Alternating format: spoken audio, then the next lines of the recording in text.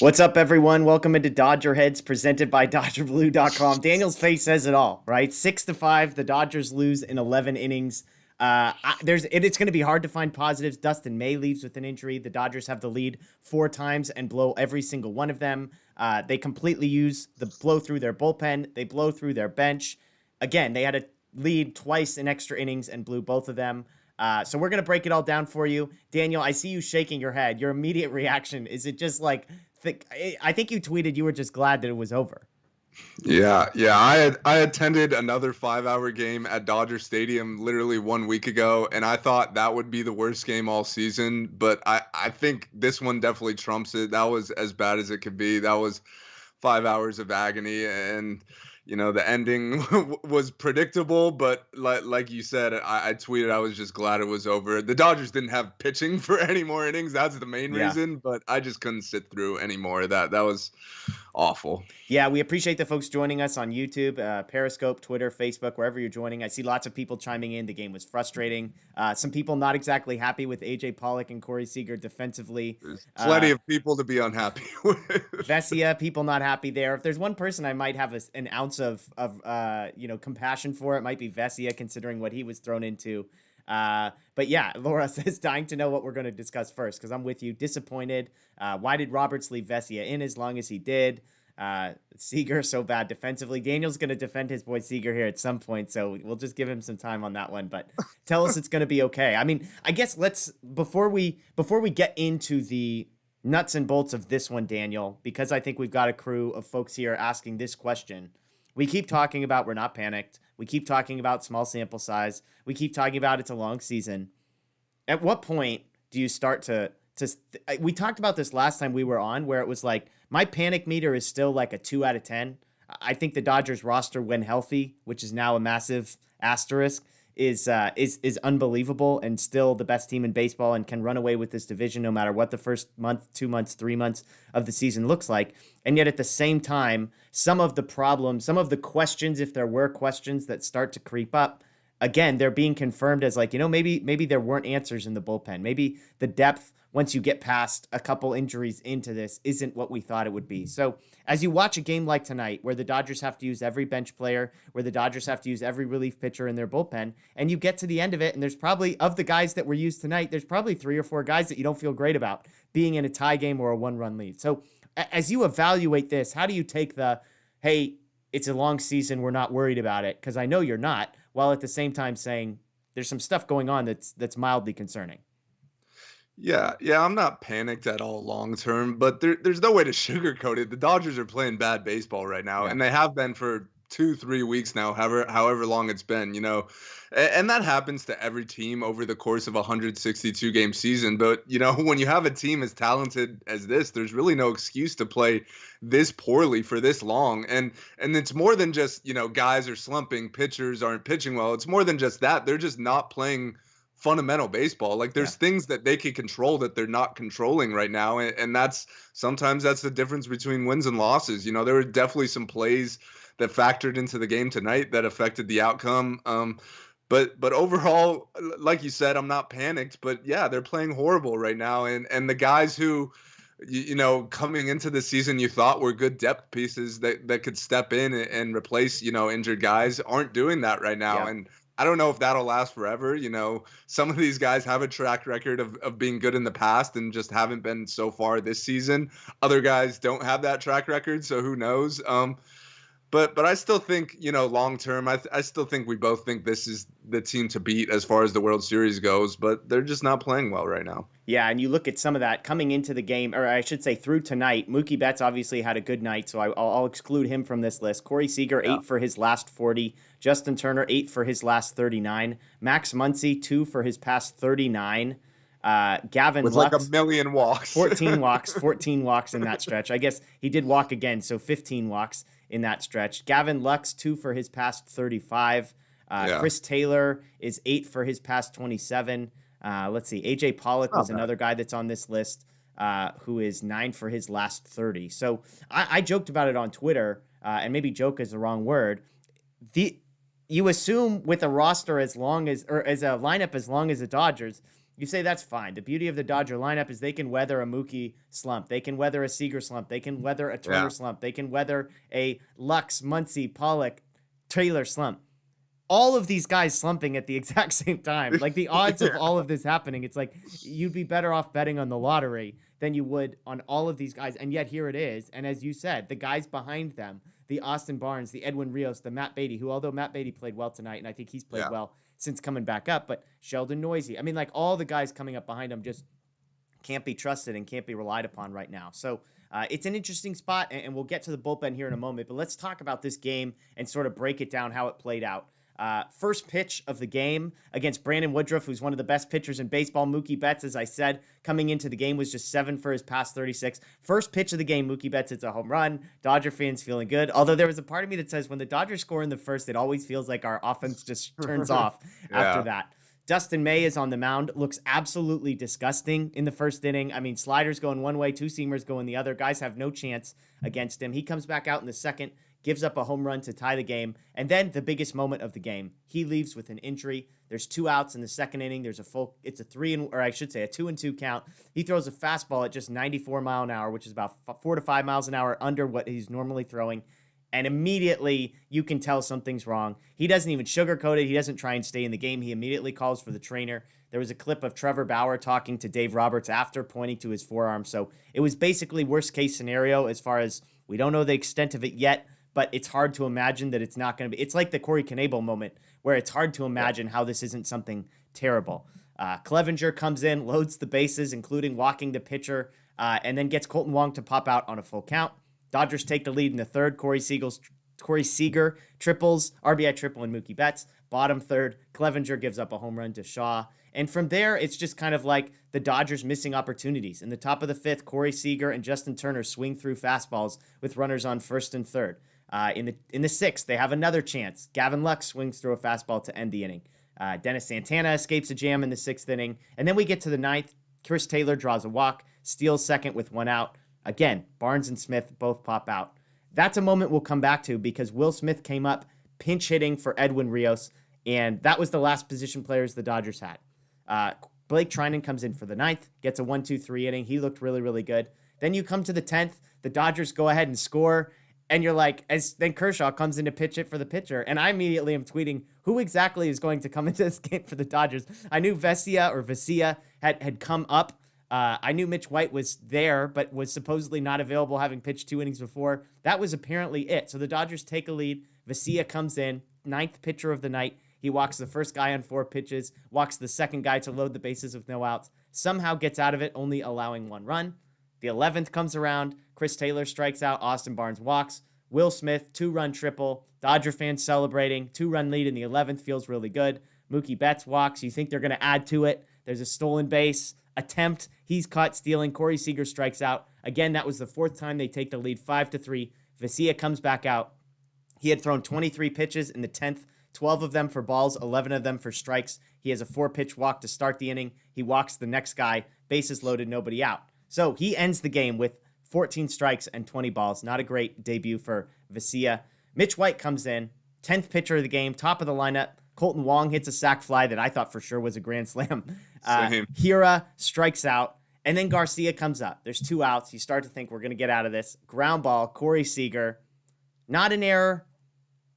The scorer did not give this an error. I don't think it probably deserved an error, but it's definitely a play Seager believes he should have made. It's definitely a play that in that moment you want better from Seager. Seager can't make the play. The tying run scores the next batter, RBI single to win it. So a lot going on there. Again, the Dodgers blow 4 leads. The Dodgers miss some opportunities. I will say the Dodger bullpen, all things considered, I thought a pretty admirable performance to go into the 11th inning with your starter only lasting 1.2. So walk through some of those moments there. When Dustin May leaves, that's the headline. We'll start there. Yeah. When Dustin May leaves, your immediate thought was what? Yeah, that's where I wanted to start it. It's just so unfortunate and disappointing. This is a guy who We've both been super excited about watching him this year. He's been awesome. We talked about him adding that breaking ball, how many strikeouts he's getting. He had 3 more in an inning and whatever tonight. Like he was looking awesome again, and it's just unfortunate. We don't know the extent of the injury. I'm keeping an eye on my phone to see if Dave Roberts gives any sort of update. As of now, all we know is right arm injury, which Yeah. duh, like we all saw what Yeah. happened, but it didn't look good. I don't know if it's a season-ending type deal, but I don't see him being on a mound anytime soon. And I just wish for the best for him. He's a great young kid. He's really was coming into his own. He looked like he was, primed to have an all-star season. So this is really disappointing. And on top of it, we have no clue who's about to Yeah. take his spot in the rotation now. David Price is out. Tony Gonsolin is out. I guess Jimmy Nelson is the prime candidate, unless you want to start calling up a Josiah Gray or maybe Mitch White takes that spot. But the options aren't exactly ideal, especially when you consider what we had coming into the season. We talked about the Dodgers, starting pitching depth being their biggest strength. Well, that's put to the test already. It's May 1st.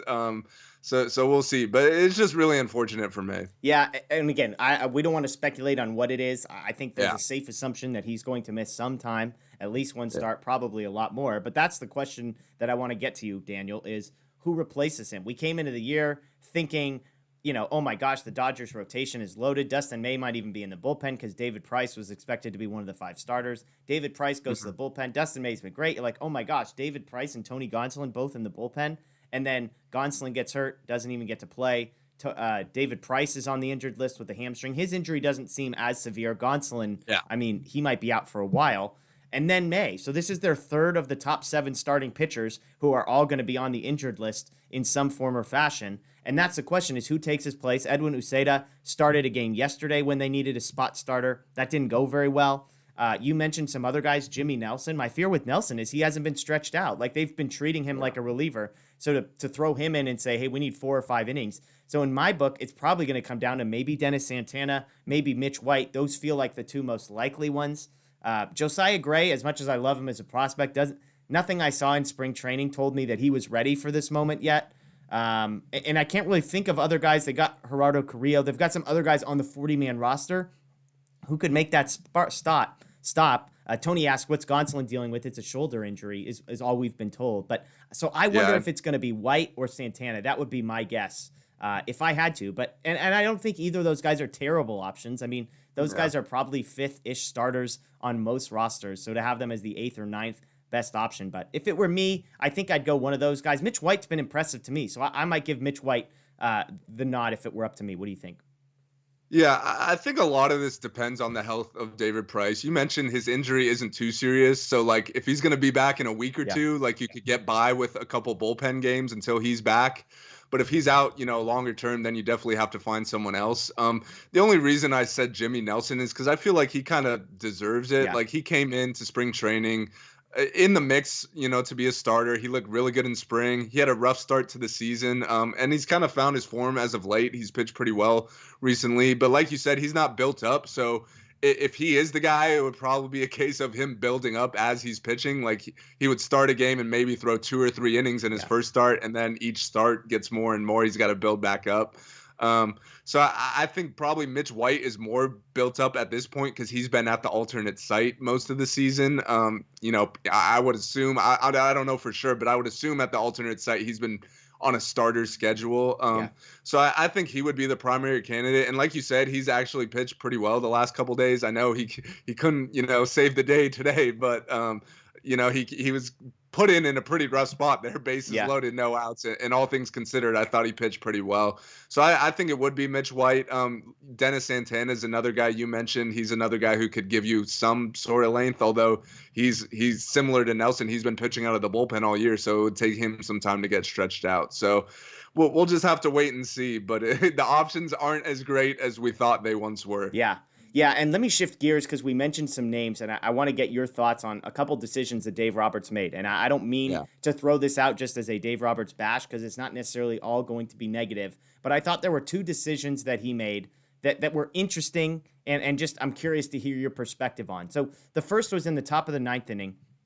again, the Dodgers lost their starting pitcher in the second inning. So they had a pitcher hitting for real quick, just before we move on, we got an update from Roberts. He said that May felt a shooting sensation in his arm on a curveball. That's all he's got. He's going to get an MRI tomorrow. So, but a shooting sensation, that's usually not good. So, we'll hope for the best, but now we can continue. Well, it's interesting that he says curveball because the pitch that he seemed to get hurt on was a fastball. So I'm curious if he got hurt beforehand. I guess it was probably a pitch or two before, and then he really felt it on that fastball. Yeah. Okay, well, the two decisions. So the first one, as I was saying, top of the ninth inning, tie game. Chris Taylor draws a walk, steals second base. Austin Barnes pops out. So now you've got 2 outs with Chris Taylor on second. Edwin Rios is due up. Will Smith is on the bench. He's your last position player. And again, the Dodgers let the pitcher hit in the third. Sheldon Noisy came in as a pinch hitter. Chris Taylor came in. Edwin Rios came in. So now Will Smith, small bench. He's the only guy that you have left. With a runner on second base in the ninth inning of a tie game, I'm curious what your thought was. Obviously, Edwin Rios has been terrible, hasn't had a hit in a month. Will Smith is one of the best hitters the Dodgers have. The only reason that I questioned it in the moment, there was I was split. I would say 50-50. On one hand, hey, let Will Smith get a chance. You don't know what the next opportunity is going to look like, and hopefully he just knocks in the run and you don't have to worry about the next. The flip side is the Dodgers were just in a position a week ago where they got into extra innings with no position players left, and Clayton Kershaw had to come up with the bases loaded in a big spot.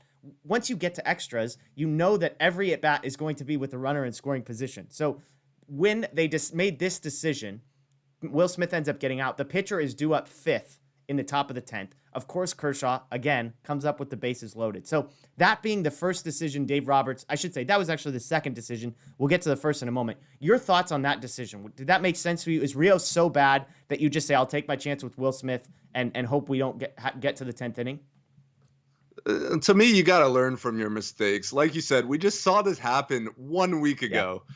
And this was it was pretty much the same game all over again, where you could see that extra innings is looming. Like, sure, if you get a hit there, maybe you win. But at the same time, you still got to prepare for the case of you don't get a hit and we go to extra innings. And then, like you said, you got the pitcher spot due up 5th, which, that kind of seems like it's far away. But at the same time, when they could just intentionally walk a guy or two, then that guy's coming up with the bases loaded and it's Clayton Kershaw again. So enough with this, pinch hitter for a position player thing. Like, we got to learn from our mistakes here. We're carrying one less bench guy right now. We got 14 pitchers, whereas which thankfully we were tonight. Yeah, they needed all those. Obviously, you don't plan for May getting hurt, but it turns out you needed all 14 pitchers. But you got to learn from your mistakes here. We just saw what happened a week ago. I know Rios is not hitting a lick. And you tweeted that he was going to be the hero. He was about to be, Daniel. I want the record to show that my tweet was going to be proven true, if not for Dave Roberts' mismanagement of the roster. I guess we'll never know. It's definitely possible. The likelihood is not very high, but obviously we all prefer Will Smith in that spot with a runner in scoring position there. But you got to plan for the game to go extra innings. It's tied, So I don't think you pinch hit Will Smith there. You save him for the next spot.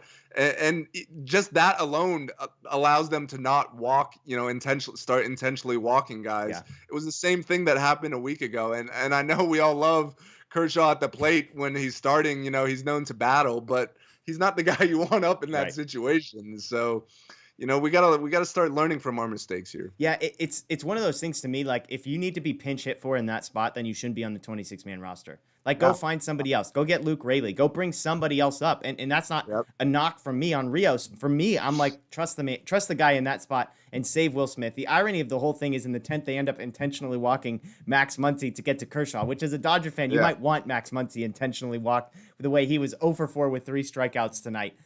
So that was the first decision. Obviously, that plays out. Kershaw does end up coming up in the inning, in the next inning, the top of the 10th, and pinch hits for Blake Treinen in that spot, which gets me to the first decision he made, which was the ordering of the bullpen. So when Dustin May goes out, I maybe you would say, hey, as a manager, you've got to have a plan for everything. I'm not like expecting Dave Roberts to have to be thinking immediately on his feet, hey, here's how we're going to plan for an 11-inning game.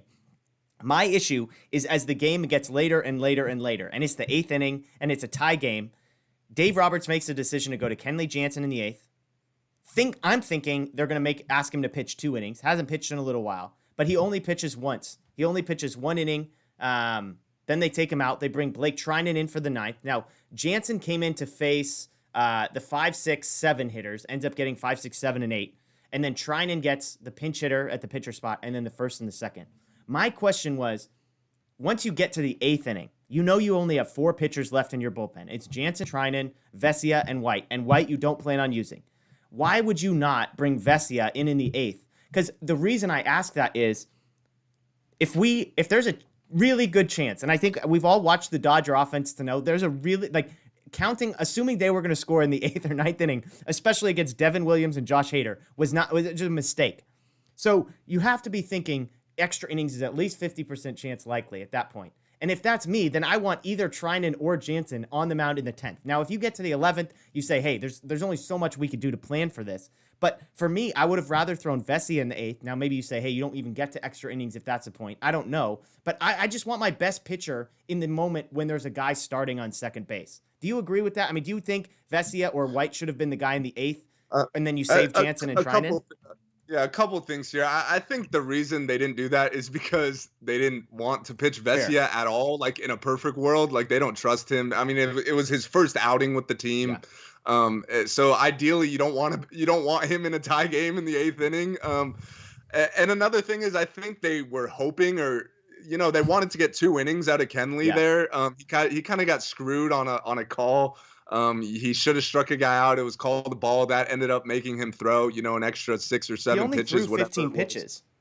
Yeah, I probably would have sent him back out there. I don't know. Did they have to pinch hit for him? No, because what was weird is they pinch hit for Treinen. Kershaw pinch hit for Treinen. Right. Yeah. So I probably would have put Kenley back out there for one more inning. At least maybe he gets an out or 2, and then you go to Treinen, and then he gets 4 outs or whatever, and then that buys you an extra inning.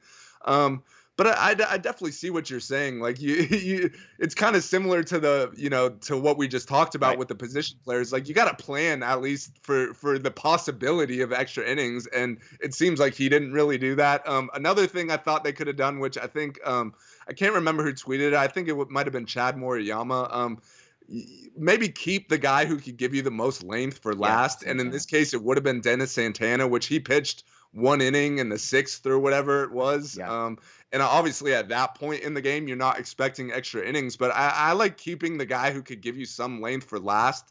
So in this scenario, that would have moved everyone up, and maybe you don't even have to go to Vesia in that situation, because then Santana would come in and maybe give you 2 innings, which, this is all hypotheticals. Who knows how that would have played out. But yeah, I definitely don't think Roberts managed this game well from either perspective. And I will cut him some slack on the pitching part. Like you said, he wasn't planning for Dustin May to give him 1 or 2 innings or whatever. And that's coming off a bullpen game yesterday already.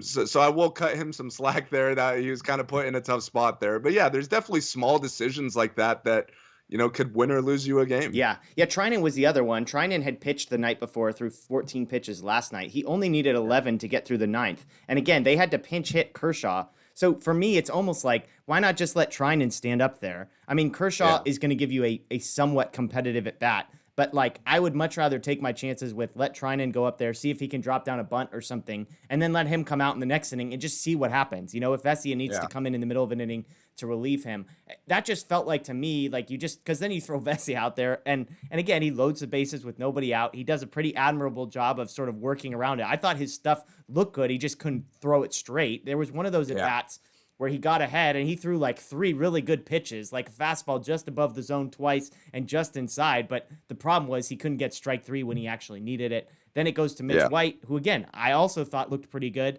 If Corey Seager makes a tough play, and even if he can just turn and throw to second or try and throw out a slower runner getting to first, then Mitch White's the hero and Alex Vesia gets his first career win. So there's a lot of different ways this could have played out. But I think at the end of the day, I'm with you.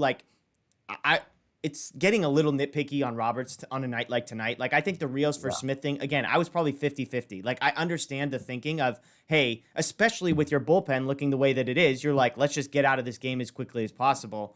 But it's on the other hand, it's I don't know what would have happened if Mitch White gets out of that inning and Shaw doesn't hit an RBI single. What are the Dodgers going to do? Some people are joking position player pitching. I'm like, well, then a pitcher needs to come in and field. They didn't have extra bench guys. So if Austin Barnes comes to pitch, do you want Trevor Bauer playing second base or something? Like, I mean, Yeah. that's literally, it was going to be Bauer and May and Urias. Those were your three choices. Bueller, not May. Yeah, sorry. Bueller, Bauer, and Urias. Those were your three choices for guys that would have to go play the field at some point, which with starting pitchers dropping like flies. I mean, that's not exactly what you want. You joked Bueller would have thrown that guy out from left field on Pollock. I'm like, yeah, I don't know if he'd have any elbow left afterwards. Yeah. But yeah, and let me just be clear. That was totally no, a joke. I hear you. Was just making some fun. But one other thing I think that we also have to consider, and you tweeted something about this with Hader pitching 3 straight days. Yeah.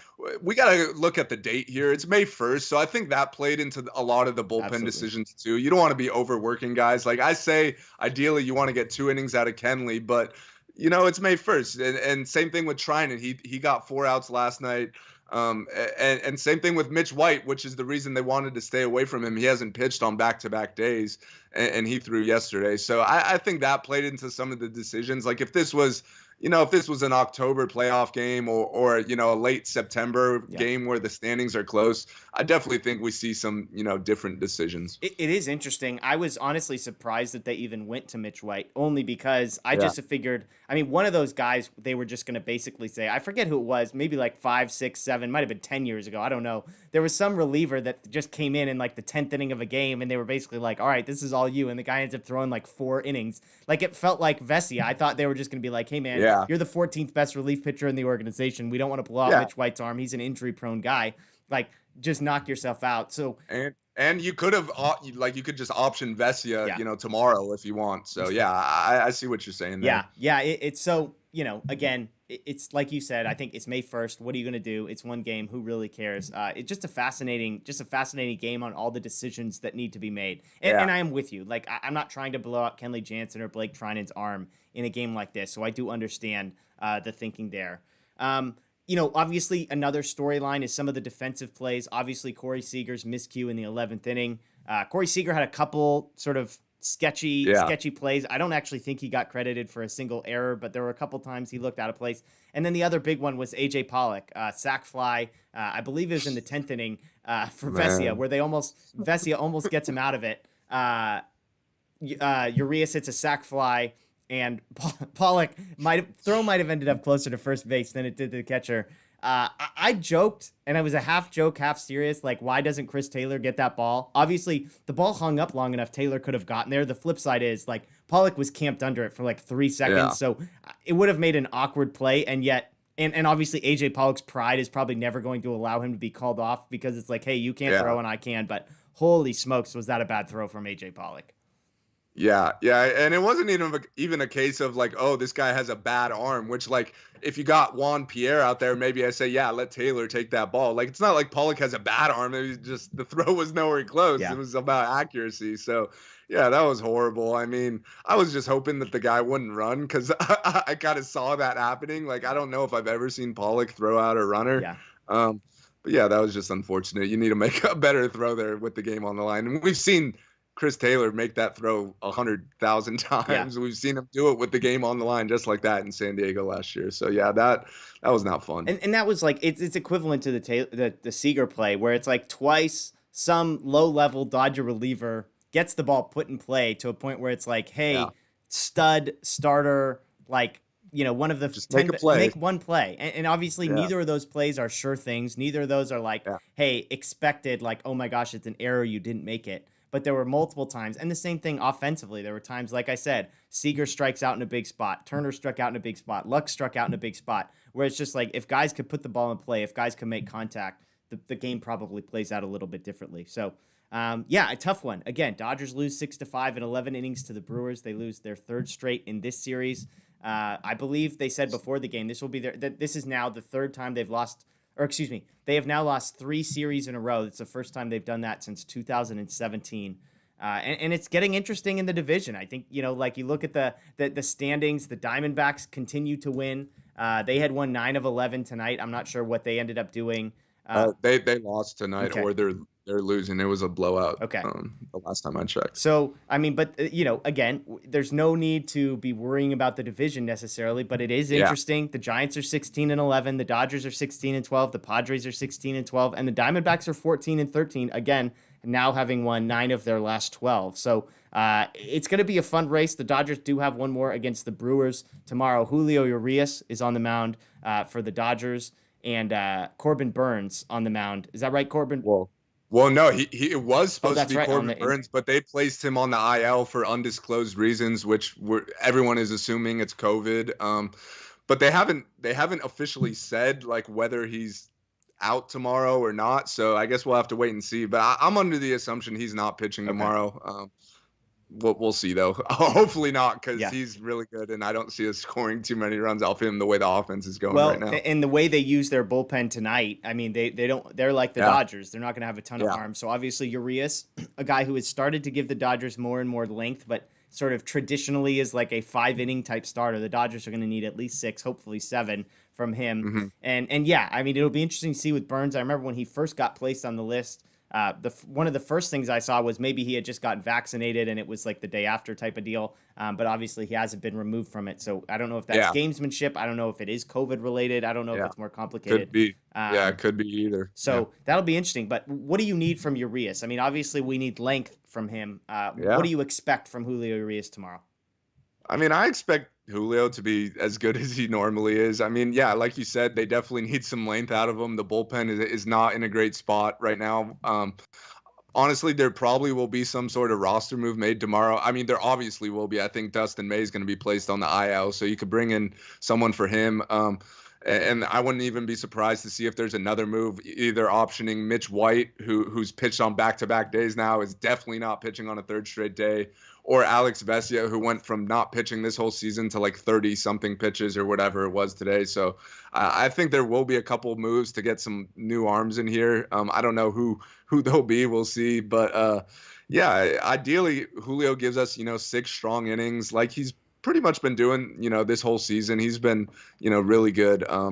But I definitely, and hopefully the offense could score some runs. That's really the key. Like, as bad as this skid has been for the Dodgers, the pitching for the most part has been pretty good. Like they lost back-to-back 2-1 games, and then today I thought the pitching staff, until the end there was really good. Yeah, it was interesting as well. I was preparing for the series. So Urias, the only left-handed starter that Milwaukee's going to face. Milwaukee is 3rd in Major League Baseball as far as OPS against left-handed pitching. So this was going to be the worst matchup as far as the Dodgers go.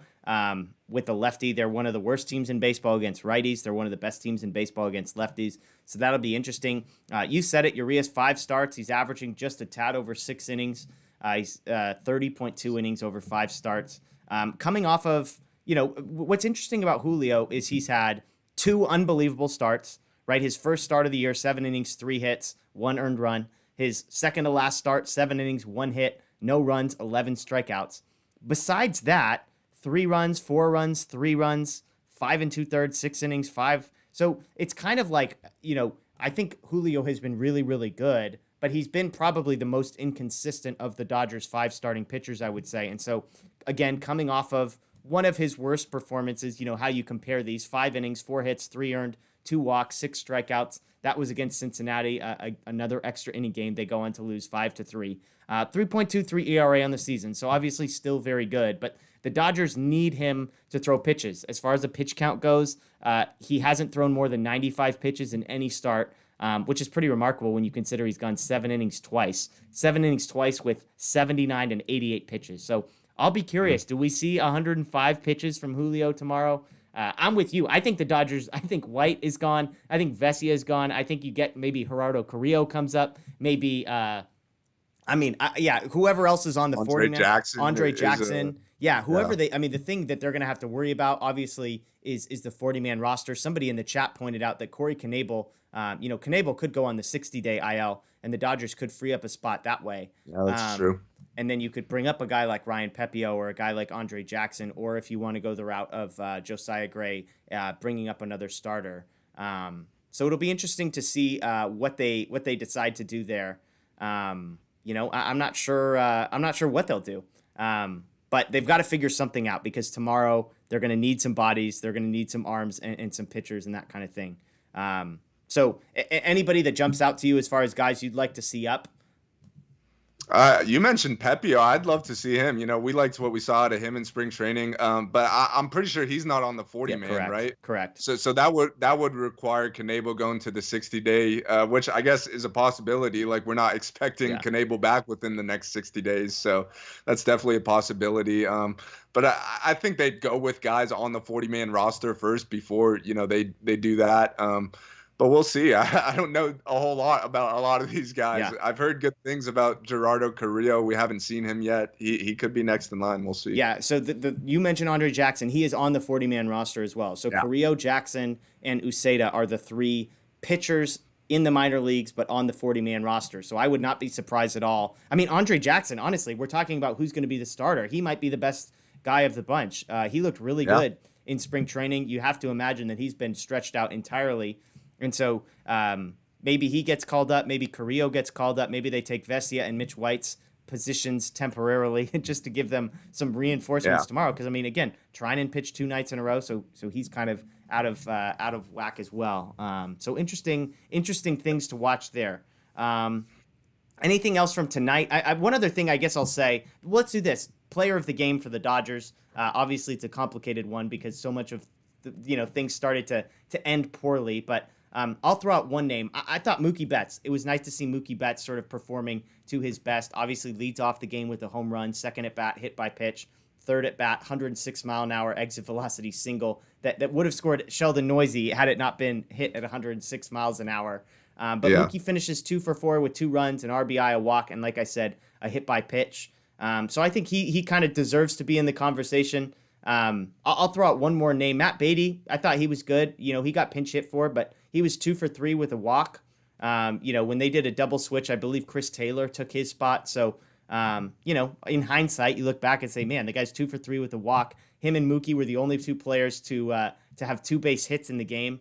So you kind of wonder, in hindsight, that should Matt Beatty have stayed in the game? I mean, we've sort of crushed Matt Beatty a little bit, so I don't know if we should be arguing about whether or not he should be pulled. But on the hitting side, I thought those 2 guys performed well. Anybody on the pitching side that you thought did a good job tonight in particular? Well, let me just start with Mookie real quick because he was the name that came to mind for me. We've seen over the last year that this offense kind of comes and goes with him. He's the table setter at the top. And you mentioned earlier he was like 4 for his last 30 or whatever it was, a really bad slump. So any signs of him coming out of that is great. He had a day off yesterday to kind of reset a little bit. So if he could get going, that would be absolutely massive. So he was the clear player of the game. One other hitter that you didn't mention, Will Smith. Yeah, my guy. Comes up with the big two-run triple there. I mean, when it comes to clutch situations, there's no one on this team that's better than him in those situations. Feels like he comes up big every time. So he's another one. On the pitching side, I thought Kenley looked good. Yeah. The cutter was moving.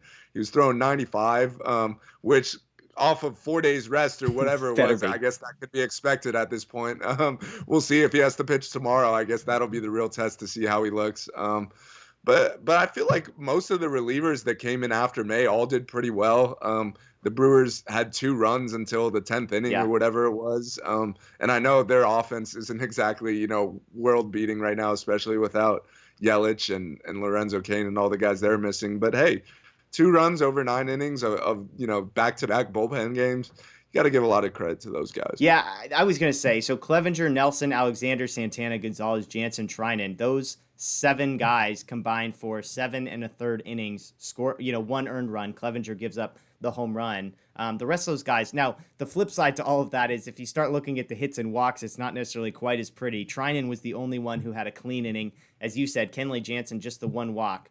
But aside, which was the strike, fair. We'll give him that. That's fair. But I mean, so if you just look at Clevenger, Nelson, Alexander, Santana, and Gonzalez, they went 6 1/3, but they allowed 11 base runners. So Dodgers almost allowing 2 base runners an inning, only allowed 1 run. So it did the job. And I know that they didn't allow any runs, which you think of as a positive, but those 11 base runners contributed to them throwing more pitches and perhaps not giving more length.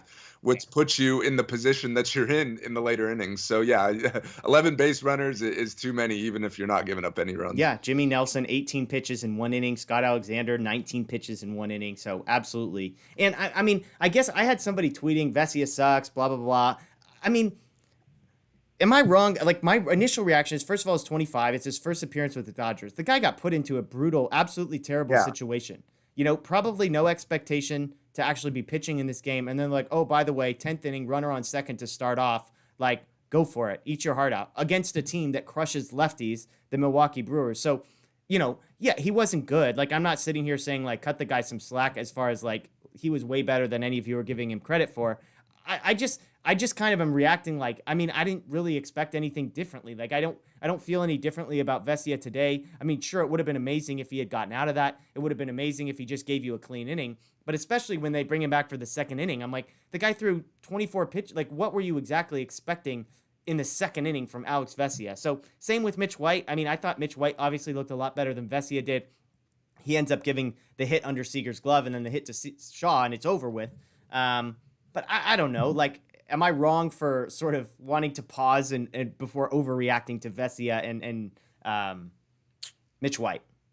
Yeah. I mean, ideally, you want him to throw more strikes. Like I tweeted, like if they hit it to the moon, I don't care. But let's not walk guys here Yeah. and just give them free base runners. But like you said, he was put in just a brutal spot for a guy who just got called up today. He hasn't pitched in a truly competitive game since God knows when, last July, last Yeah. August. Like the guy's been at the alternate site in inter squad games. That's not the same as the Yeah. 10th inning of a big league game starting with a runner on second. Like it's a brutal spot to be in for a guy who just got called up. So I'm not going to completely fault him. Like I said though, you'd like him to throw more strikes, and if they get hits, so be it. And Mitch White, I thought he threw fine.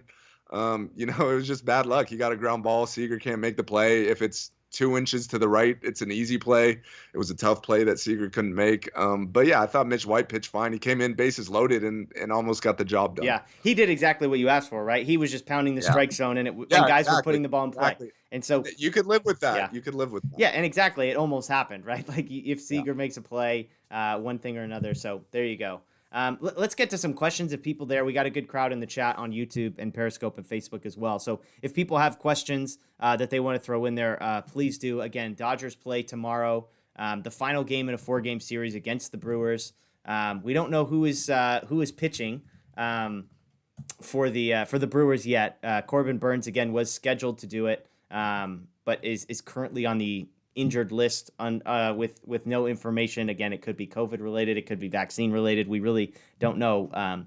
But they play them, then they go to a 3-game series in Chicago Monday, Tuesday, Wednesday, a much needed day off Thursday, 3 games against the Angels, day off, 2 games against the Mariners, day off. So the Dodgers do have 3 days off coming up in the next week and a half before going on a pretty long stretch of about 3 weeks with 1 day off. So that will be good there as well. And hey, real quick, something I don't think you could completely rule out is maybe instead of bringing up another starter, maybe you go with Bauer on 3 days rest. With the other off days, maybe you could keep everyone else on a normal schedule, and Bauer can make a start or 2 on 3 days rest. I know we wouldn't want that for a whole season or a long period of time, so that's not a long-term solution. But maybe in the short term, if he's got to do it once or twice, that's what he wants to do. So he would definitely be open to it. Who knows? And you're not saying like pitching tomorrow necessarily, but you're saying at some point over that stretch of games. Yeah, because I mean, if you've got 3 games, so starting tomorrow. I don't know if the math works out with the off days. Like, I don't think you want your whole rotation doing 3 days, but if you could maneuver it so he could pitch on 3 days and everyone else has normal rest, I definitely think that's something to consider. Yeah, because Bauer last pitched on, was it Friday or Thursday? Was it Thursday or Friday? I don't remember. Okay. Yeah, they don't have any probable pitchers left out. So, anyways, yeah. No, I think that's fair. I mean, he's wanted to do it, and maybe you can get by with a 4-man rotation. Based on how the Dodgers have played things, again, you're not advocating for it. You're throwing it out as an idea. I can't imagine they do that in May based on the decisions they're making. Yeah. Knowing Andre Jackson's on the 40-man, I think that makes the best decision. One question that somebody threw out here is, what do you think about the Dodger lineup? Do you think the Dodger lineup card needs to be mixed up? Obviously, you got Mookie up top, Corey Seager hitting second, Justin Turner hitting third. It seems after that they've been a little bit more flexible to move Max Muncy up or down. But what do you think about the lineup? Do you think that's a big deal? I know you've spoken before. You want Mookie 1, you want Seager 2. I assume you want Turner 3 and everything else flexible. I mean, I definitely think it's something to consider if if this drought continues. Like, you need a spark somehow. Yeah. Like you said, Mookie is leadoff for me. Like, that's not changing. I'm a little more open to moving Seager, and I think the clear move would be just flopping him and Muncy, putting Muncy in the 2 hole. Muncy's not getting any hits right now, but at least he's walking and getting on base. Yeah. And then if he's walking and getting on base, at least it's for Turner and Seager as opposed to guys like Matt Beatty and Noisy and Lux, who just aren't hitting at all right now. So I think if there is a move to be made, that would be it. You put Muncy in the 2 hole, keep Turner third, Seager fourth. And I know Seager's not hitting right now, so maybe that'll help him as well, Yeah. Yeah, I think that's interesting. I mean, I'm not sure if Muncy's. I understand what you're saying with Muncy. I'm not sure he's the guy I'd move up, just based on how poorly he has been. I forget what I said he was. 2 for his past 39 with 15 walks. So it is hilarious. He was hitting like 050 for a stretch with like a 450 on base percentage. Drew Latrenta, pointed this out, and I just saw it on Twitter as well. Alec Bettinger will get the start for the Brewers tomorrow. Make his major league debut Sunday against the Brewers. So. Hey, at least we don't got to see Corbin Burns. That's all I care about. Yeah, exactly. I know nothing about Alex Bettinger. Don't know if he's like a highly rated prospect. I mean, we'll see. Let me do. I think tomorrow's a chance for a really good day. We're facing a guy who's making his major league debut. We likely won't see the Brewers' best relievers. Haters pitched 3 days in a row. I say 0%. He goes 4 days in a row. Devin Williams has pitched 2 of the last 3 nights, so I doubt we see him again. So if there's any time for the offense to break out, it would be tomorrow. Yeah, so Bettinger is not a highly rated prospect. He's number 23 in the Brewers system, 10th round pick in 2017, was at the University of Virginia, has kind of bounced around a little bit. He's 25, was added just in November to the 40-man roster. So there you go. Let's see, touches 94, 95 with a fastball, sits in the low 90s, throws 2 different breaking balls and a changeup. Could become a back-end starter, though most believe he will end up as a multi-inning long reliever. That's from MLB.com. So there you go. There's your Alec Bettinger scouting report. If that guy comes out and pitches 5 or 6 scoreless innings, then I think we'll have truly reached rock bottom. Well, I mean, what's his name? Eric Lauer doing that to us on Thursday. We did our betting. Yeah, but Eric Lauer for some reason has always done that. Yeah. Well, that was a funny one. Rob and I filmed our sort of betting segment for the upcoming weekend, and we're just like, that's right, Bauer pitched Thursday because it was Bauer versus Lauer. And it was sort of like, okay, if the Dodgers can't get the offense going against Lauer, we're not really sure we like the under. We like the Dodgers -1.5, like -2.5, like all this kind of thing. And then Lauer freaking dominates the Dodgers. And you're like, what the hell are we going to do with this? A lot of people asking this. Salvador Huerta is one of them. Edwin Rios, I mean, does he get sent down at this point? Have you seen enough from Luke Raley, or Zach Rex would be the other guy, Keibert Ruiz, the third guy? Those would be the 3 hitters on the 40-man roster. In your opinion, does Edwin Rios need to get sent to the alternate side at this point? Yeah, I think it's time. You want to give him as much time as possible to get out of it. Like, he has a track record of having some success. No one thinks he's this bad, but he's just really pressing out there, and there's no signs of him coming out of it. So I think it's time. We saw Matt Beatty benefited from being sent down to the alternate site for a week or whatever it was. Like, sometimes you just need a reset. I think that's where Rios is at this point. I'd like to give any of those other guys you named a chance. It's not like they could do any worse than Rios is doing right now. Yeah, DJ Peters, the one guy I didn't mention, who has somehow done worse than Edwin Rios has in his stretch. Probably not Peters, but yeah, Zach Rex, Keibert Ruiz, one of those guys. Yeah, I mean, and sure. Luke Raley. Like, there were moments where I was like, hey, Luke Raley, competent hitter. Like, he's not going to like, the thing is like, we'd all die for a guy who's hitting 220 in that spot, right? Like at this point, we're like, anything's better than the 0 for 20. So we appreciate, interesting there. We appreciate these questions. Gary Garber, thoughts on Joe Kelly? There was a report that came out. Nobody really knew what was wrong with him. He announced on a Boston radio station, I think, that he had shoulder surgery to remove some cysts that were on his shoulder. He has been pitching at the alternate site, so I suppose he could be. I don't know what the timeline is on him, but it does sound like it's sooner rather than later. So any thoughts on the news of Joe Kelly and optimism that maybe that was the reason he has been so inconsistent the last 2 years? Yeah. I mean, I don't know why it feels like always with Joe Kelly, they're always so secretive about what he's dealing with. Like this, it was the same thing in his first season. Like, he didn't pitch for like a few weeks in September. and they wouldn't say why. So I don't know why they're so secretive, but I'm glad he at least got the surgery to get that sorted out. Cysts are nothing to joke about. So I'm glad he got that sorted out. The last I heard, I think he was pitching. He just recently pitched on back-to-back days at the alternate site, so that's usually a sign that they're getting pretty close. I don't know. I'm not expecting him tomorrow, but maybe sometime within the next week. Neither of us are the biggest Joe Kelly fans. We all know he's had his ups and downs, but at this point, you just need healthy arms. Yeah. So, he could be a help at this point. So interesting one here from Justin Gomez. Talking about, it's interesting because Corey Seager, playing shortstop, has not played well defensively. I think that's a safe thing to say. Obviously, though, he's going to be a free agent. The question is, what do you think about flipping Lux and Seeger and putting Lux at shortstop, who's been great defensively, and Seager at second? It's one of those things where my immediate reaction is like, if I needed to win a baseball game tomorrow, that might be the best setup that the Dodgers could have. But if you're the Dodgers and your goal is to sign Corey Seager to a long-term extension, he's playing shortstop for you the rest of the season, and you just have to deal with that. So I imagine you're sort of in the same boat. I see you shaking your head at the idea. I mean, Lux has been great defensively. Seager has been bad. There's not a guarantee that if you flip them that all of a sudden everything will be kumbaya. But again, I think Seager's contract makes that just impossible in a pipe dream. Yeah, there's just a 0% chance of that happening for all the reasons you just listed. And second of all, I don't know why you think Seager would be any better at second. He hasn't played there ever, I don't think, in his entire life. So I don't think you just put him there and expect everything to be great. So yeah, that's not a possibility. And the biggest reason is what you mentioned with the contract. This is not a guy you want to start making angry heading into free agency. And I still think long term, like, yes, Seager has been struggling defensively right now. There's no doubt about it, but he's proven to be just a perfectly capable shortstop. So hopefully he gets through this. And it's not a season-long type issue. Yeah. Paul Vaughn asks a couple questions.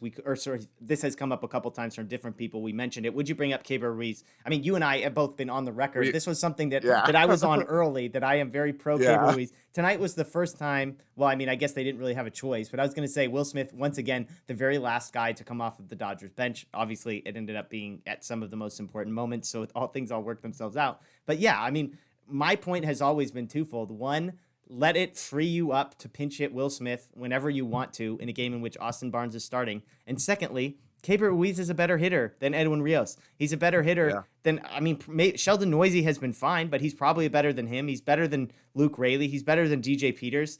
Matt Beatty's been good, so I won't say that after what Matt Beatty's done the last week, but he was better than Matt Beatty the first few weeks of the season. So I don't see it happening. I think if they were going to do it, they probably already would have done it. Edwin Rios being as bad as he is, maybe that will force their hand a little bit. I don't know, but I mean, yeah, Keibert Ruiz, to me, bringing him up is a no-brainer, but I don't think it's happening. Yeah. You first brought this up like 3 weeks ago, I think, and I wasn't on board at first, but I think as time has gone along, I've definitely gotten on board. They should. I'm with you though. I don't think they will. I also think we saw tonight, like, Austin Barnes played a little second base. I know it was in a pinch, but like that's something that he's done in the past, and I don't think he's completely terrible there. So it's not like you'd be losing a true position player carrying 3 catchers there. Like there's still some versatility that you could work with. Yeah. So I definitely think it should happen, but I'm not expecting it to. I got a text message from my brother with the bases loaded, and it was kind of like, oh man, Austin Barnes trying to turn a double play is definitely going to be how we lose this game tonight, isn't it? And I was like, well, I wasn't going to feel great about him making the turn on a Corey Seager flip to him, but we didn't have to get there, so who knows? Let's do one or two more. Emilio LZ asks this again. A couple people have sort of hinted at this. Do the Dodgers need to get a little bit more creative offensively? Meaning, do they need to start bunting? Do they need to start moving runners along, that kind of thing? Like, do you think we're at that point where, hey, let's play a little bit of small ball, that kind of thing? Yeah, I mean, I definitely think there's a time and place for everything. Like, we saw them try to get aggressive in the 11th inning with Mookie stealing there, but that just wasn't the right place for it. So I definitely think there's places where you could drop down a bunt, you could try to steal an extra base. We see teams have been doing that on the Dodgers all season, and it's worked to perfection. So I definitely think you got to start doing those things. It's one thing when you're mashing and you're scoring a ton of runs, like then you don't really have to do that stuff. But when you're struggling to score 2 runs every night, then yeah, absolutely. You got to start playing some small ball. You got to move runners over. You got to start shortening up your swing. Like I think it was Chris Taylor Taylor was leading off one of the extra innings. With a runner on second there, you got to at least move him over. He swung through a fastball pretty much down the middle, trying to hit it out of the stadium. So that's the time when you got to shorten up, do a job. And yeah, that's just fundamental baseball right there. And we haven't seen that from the Dodgers at all this season. Yeah. And when you're hitting as poorly as they are right now, it should definitely be one of the things they consider. We've got some jokes about Angel Hernandez. I actually thought, all things considered, in the grand scheme of Angel Hernandez games, it felt like tonight was not. It was sort of like I lowered my expectations enough beforehand that I was not disappointed, I guess, by Angel Hernandez. Do you agree with that assessment? There were some rough calls. I mentioned the Kenley one. But overall, it's not like he's been worse than any other umpire we've seen. They've just all been bad. So, yeah. I think it was Melanson versus the Marlins last night or something. He threw three against the Giants. Three consecutive pitches outside of the zone, all three called strikes. None of them like close. Like none of them were like, right on the edge. It was like 2 to 3 inches off, 3 consecutive, 3 strikes. So, I mean, we don't have time. I guess I'll just ask this. Somebody tweeted, like, are umpires getting worse, or is the game getting harder to umpire? I mean, like, the tweet made it seem like, oh, man, the umpires are, it's not necessarily their fault. It's just getting way harder. I'm like, what has changed? I mean, yeah, pitches are moving a little bit more, but, and pitchers are coming a little bit faster. It just doesn't feel like, to me, the game has changed dramatically as far as what the umpire's job is behind the plate. Pitch framing, I guess, is part of it, but how would you answer that one? We'll go out on this one. Do you think the game has gotten harder to officiate or umpire, or do you think the umpiring has just gotten worse? I definitely think there's a lot of factors at play, and it's kind of both. One thing is, they don't have the box that we see on TV that's up there, and I feel like that's kind of a new thing, not just this year, but within the last 3-4 years. Like, we didn't always have that box sitting there on every pitch, and now we see, like, when we didn't have that box, the borderline calls, you didn't really know. We were living in ignorance. And now we're seeing it. I definitely think umpires are getting worse. This year has been the worst I've ever seen, without question. And it's every game. Like, it's not just like it's happening here or there. Like, it's pretty much every night at this point that we're complaining about umpires, which I hate complaining about umpires, but it's been so bad that I just have no other choice. But you mentioned some factors, like pitchers are definitely getting more nasty. Like, guys weren't always throwing 100 on a regular basis, whereas they are now. That makes it tougher. Catchers are getting better at framing. They're recognizing the importance of framing. Yeah. They know they could steal some strikes by doing that. So those are all the factors at play. But yeah, it's been bad. It's definitely something that needs to be addressed sooner rather than later. Are you pro robot umps? Yeah, I've been pro robot umps always. Yeah. I mean, it seems like such a simple thing to just make the game more fair, and like, what is it going to take away from the game? If there's somebody calling balls and strikes, and it's simply going to be computerized. I'm a soccer fan. I know VAR has kind of been a disaster, but there's parts of it where, when applied to I think it makes more sense to apply that kind of technology to a strike zone than it does to, like, an offside call in soccer, for example. So, and it's not like you'd be taking away the umpire completely. Like, he'd still be back there ready to call plays at the plate or whatever, and he would just have, like, an earpiece or whatever that tells him ball or strike, like, as soon as the pitch happens. So I don't think it would slow anything down, and I think at this point they really have no choice with how bad these guys have been back there. Yeah, absolutely.